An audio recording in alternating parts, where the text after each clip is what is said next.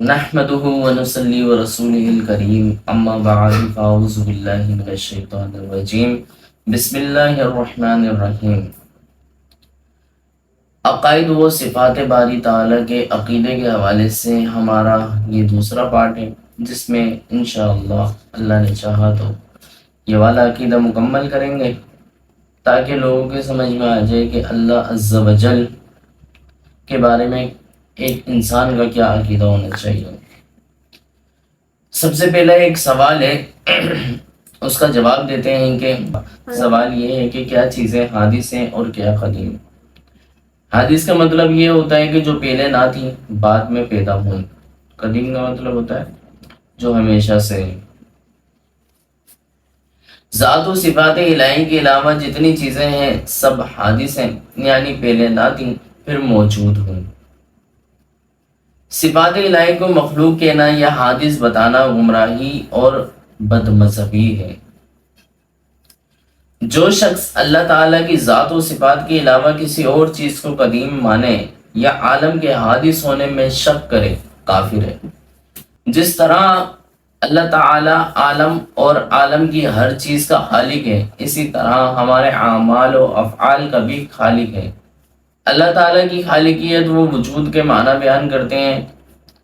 اللہ تعالیٰ واجب الوجود ہے، یعنی اس کا وجود ہونا ضروری ہے اور عدم محال۔ کوئی چیز اللہ تعالیٰ کے علم سے باہر نہیں، موجود ہو یا معدوم، ممکن ہو یا محال، کلی ہو یا جزئی، سب کو ازل میں جانتا تھا اور اب جانتا ہے اور ابد تک جانے گا۔ چیزیں بدلتی ہیں لیکن اس کا علم نہیں بدلتا۔ دلوں کے خطروں اور وسوسوں کی اس کو خبر ہے، اس کے علم کی کوئی انتہا نہیں۔ اللہ تعالیٰ کی مشیت و ارادے کے بغیر کچھ نہیں ہو سکتا، مگر اچھے پر خوش ہوتا ہے اور برے پر ناراض۔ اللہ تعالیٰ ہر ممکن پر قادر ہے، کوئی ممکن اس کی قدرت سے باہر نہیں، اور محال کہتے قدرت نہیں۔ محال پر قدرت ماننا الوہیت کا انکار کرنا ہے۔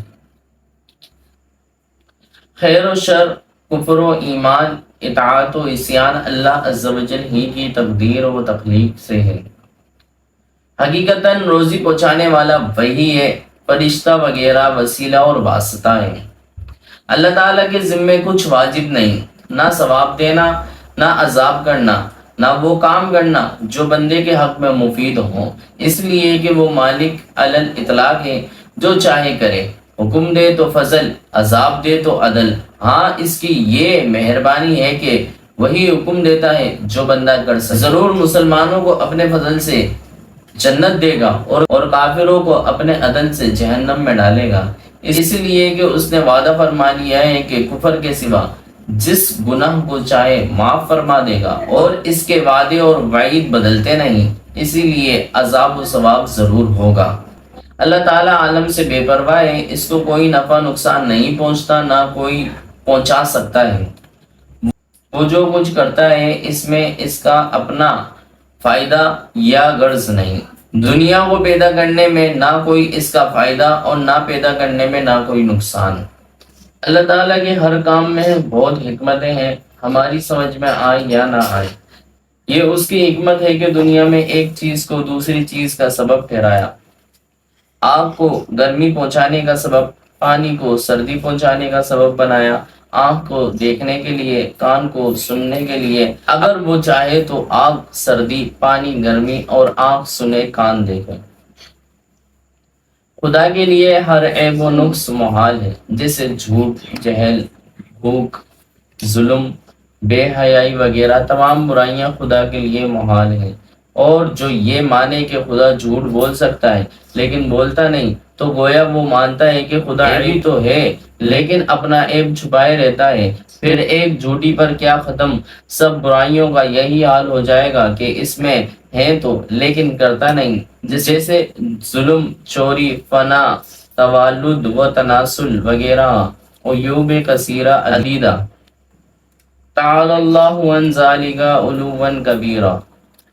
خدا کے لیے کسی نقص و عیب کو ممکن جاننا خدا کو عیبی ماننا ہے، بلکہ خدا ہی کا انکار کرنا ہے۔ اللہ تعالیٰ ایسے گندے عقیدے سے ہر آدمی کو بچائے، آمین۔